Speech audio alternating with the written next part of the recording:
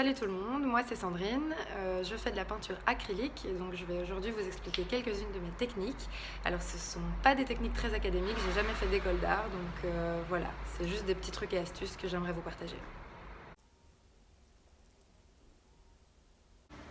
Alors le gesso c'est ceci, c'est un enduit qu'on met pour préparer sa toile à la base qui permet une meilleure accroche de la couleur mais aussi la création de mouvements avant même de mettre de la couleur. Voilà, je vais vous montrer un petit peu. Donc le gesso c'est vraiment une matière qui peut venir s'appliquer sans peur parce qu'on peut la retravailler, faire toutes les formes qu'on veut. Alors je reprécise que le gesso peut s'appliquer de manière tout à fait lisse pour simplement préparer sa toile avant de commencer à mettre la couleur. Mais c'est vrai que moi j'aime beaucoup le relief, donc aujourd'hui je vais vous partager mes techniques de relief. Si vous voulez simplement une toile lisse, vous appliquez de manière horizontale ou verticale avec un pinceau, voilà, comme vous appliqueriez une couche de blanc. Première technique assez simple, hop, voilà, vous relaissez ça très naturel comme ça.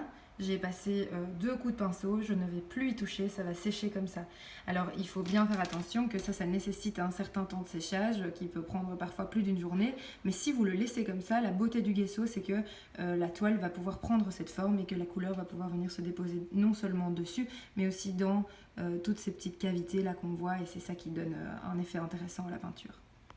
Alors une deuxième technique, c'est de mettre un peu de matière, voilà, et puis on peut venir avec l'arrière de son pinceau, venir faire des petits motifs, voilà, si ça vous intéresse d'avoir quelque chose de plus calculé, de plus dessiné, tout est possible. Pareil, vous pouvez laisser ça comme ça et demain ce sera sec.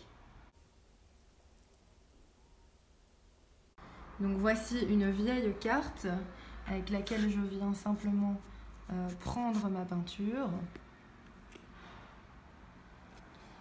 et je peux poser ça comme ça, voilà. Et alors ça je peux laisser comme ça, je peux aussi faire plusieurs essais d'affilée, je vais vous montrer un petit peu ce que ça donne. Et voilà le résultat qu'on peut obtenir en faisant voilà, plusieurs traits de simples cartes les uns sur les autres. Voilà, c'est très intéressant et encore une fois, si on laisse comme ça, bien demain ce sera séché comme ça et ça pourra donner par exemple de jolis pétales de fleurs ou des brins d'herbe un peu grossiers dans un paysage ou bien voilà, moi je fais beaucoup d'abstraits donc c'est très intéressant de pouvoir jouer avec les reliefs.